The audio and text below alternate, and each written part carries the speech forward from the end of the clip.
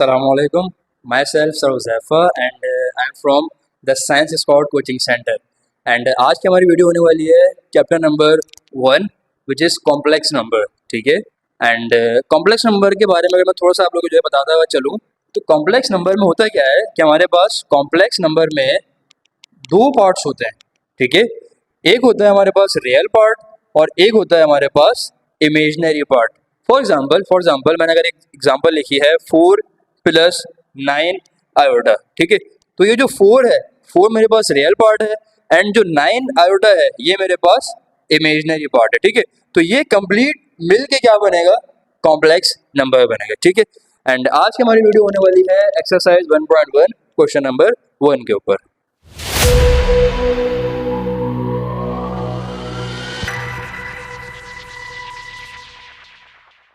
अच्छा जी class, exercise 1.1 question number 1 part 1 in which we have iota की power 10 multiply by minus iota की power 12.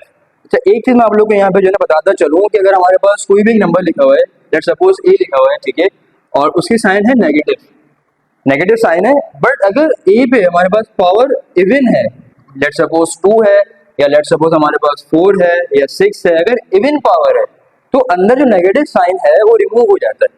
कैसे हो जाते हैं, इसके पीछे की रीजन क्या है, लॉजिक क्या है. लेट्स सपोज हमारे पास जो है पावर 2 है. ठीक है. इसका मतलब क्या है, -a मल्टीप्लाई -a. तो a multiply by a square and minus into minus plus. ठीक है. तो अगर पावर इवन हो तो नेगेटिव साइन अंदर की रिमूव हो जाती है. ठीक है. तो हमारे पास यहाँ पर कुछ ऐसी ही कंडीशन है कि माइनस आयोटा की पावर है 12 विच इज इवन. तो अंदर वाली जो नेगेटिव साइन है ये हमारी क्या हो जाएगी, रिजॉल्व हो जाएगी. ठीक है.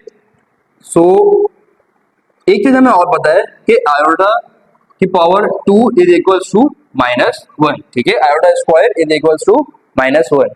तो यहाँ पे हम ये करेंगे कि आयोटा की पावर जो 10 है इसको हम कोशिश करेंगे कि इन टर्म्स ऑफ 2 हम इसको ब्रेक कर दें. ठीक है. आयोटा स्क्वायर होल पावर क्या आ गई, आपके पास आ गई 5. ठीक है. 2 मल्टीप्लाई बाय 5 अगेन 10. और यहाँ पे हम क्या करेंगे, अच्छा नेगेटिव साइन जो है तो रिमूव हो गई.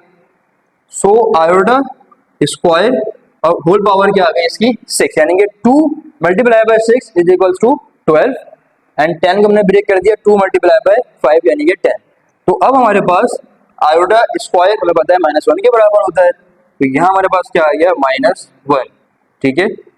और power 5 multiply by iota square again यहाँ पे क्या आ गया -1 एंड पावर 6. ठीक है क्लास.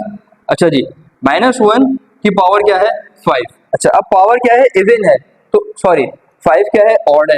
तो ऑड में ये वाला काम नहीं होगा कि अंदर वाली साइन रिमूव हो जाए. अगर -1 की पावर 5 है जो कि ऑड है तो आंसर भी इसके नेगेटिव के साथ ही आएगा, यानी कि -1 मल्टीप्लाई बाय -1 की पावर 6. अब देखो यहाँ पे अगेन पावर क्या आ गई, इवन आ गई, तो अंदर वाला साइन रिमूव हो जाएगा. ठीक है, नेगेटिव साइन. तो 1 की power 6 again 1.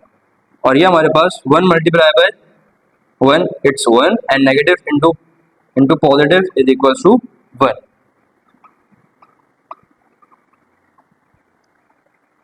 Okay class, now move on the part 2. Same exercise, same question.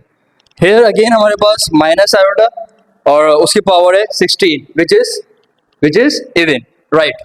तो इवन पावर है तो अंदर जो हमारे पास नेगेटिव साइन है वो क्या हो जाएगी, रिमूव हो जाएगी.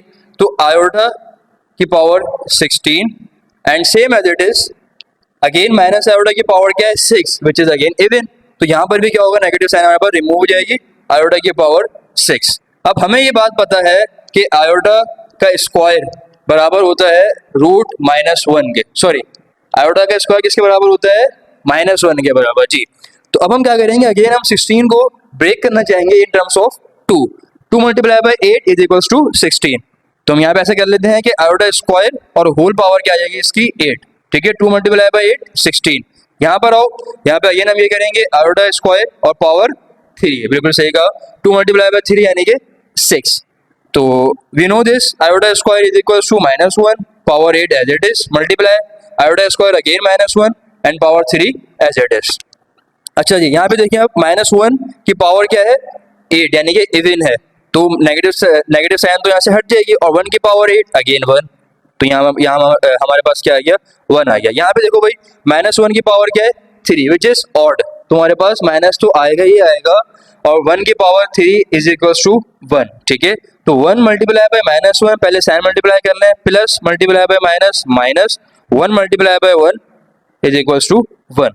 तो ये हमारे पास पार्ट 2 का आंसर आ गया। इसके बाद जो पार्ट है पार्ट 3, वो आप लोग को होमवर्क है, आप लोग खुद से करें। अगर कोई चीज़ समझ में नहीं आए तो आप लोग कमेंट्स में पूछ सकते हैं।